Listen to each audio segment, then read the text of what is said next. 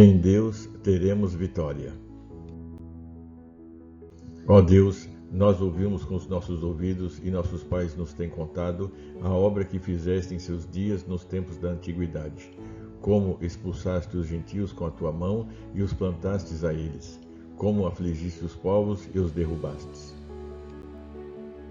Pois não conquistaram a terra pela sua espada, nem o seu braço os salvou, mas a tua destra e o teu braço e a luz da tua face, porquanto te agradaste deles.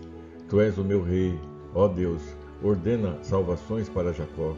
Por ti venceremos os nossos inimigos, pelo teu nome pisaremos os que se levantam contra nós.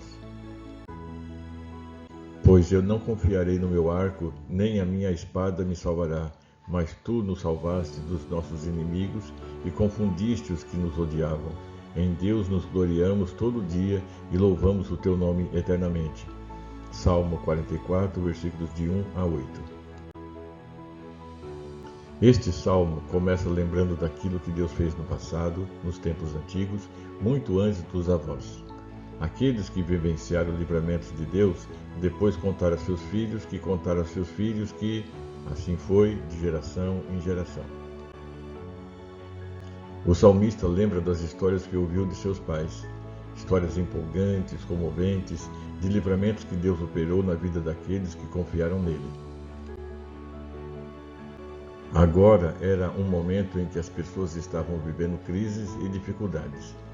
Eles eram religiosos, pois iam ao templo cantar louvores, prestar cultos e assim se sentiam próximas de Deus, mas agora, no meio da crise, precisavam de algo mais que só ir à igreja ou ao templo.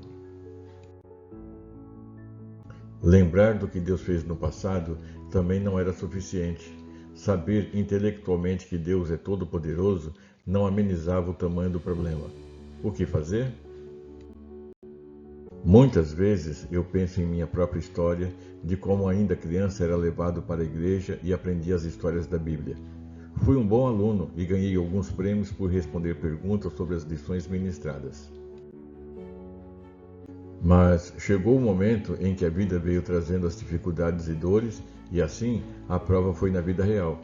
Saber que Jesus foi bom e ajudou muitas pessoas não era suficiente. Eu precisava que Jesus fosse bom para mim. Ser campeão em declamar versículos decorados não me ajudava em meio às crises que estava vivendo. Eu precisava conhecer o Deus da Bíblia e não apenas a Bíblia que falava de um Deus. Foi nesse momento que, igualmente o autor desse Salmo 44, eu trouxe para mim a realidade do texto escrito. Veja o que ele escreveu depois de lembrar os feitos de Deus. Tu és o meu rei, ó Deus, ordena salvações para Jacó. Por ti venceremos os nossos inimigos, pelo teu nome pisaremos os que se levantam contra nós.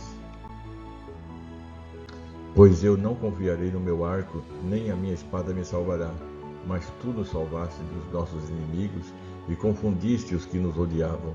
Em Deus nos gloriamos todo dia e louvamos o teu nome eternamente.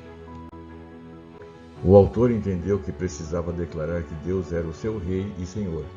Deus era o seu Deus, não apenas o Deus de seus antepassados. Aí sim, ele se encheu de fé e transformou suas declarações em atitudes.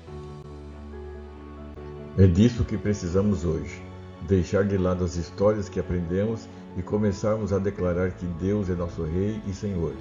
Sim, da mesma maneira que Deus fez no passado, fará hoje. Como Ele socorreu os antigos que creram nele, Ele vai nos socorrer hoje. E em meio a tudo isso, já tomando posse pela fé da salvação ou socorro que Deus está nos enviando, já iremos louvar e glorificar seu nome, dando testemunho aos outros de como Deus livra hoje como livrou no passado. Meu irmão e minha irmã, quero te desafiar a confiar em Deus e a declarar hoje mesmo para Deus o quanto você precisa dele e por isso vai louvá-lo e engrandecer o seu nome perante as demais pessoas. Vamos fazer isso? Tenha um dia abençoado e até a próxima. Pastor Devanir Caetano da Silva.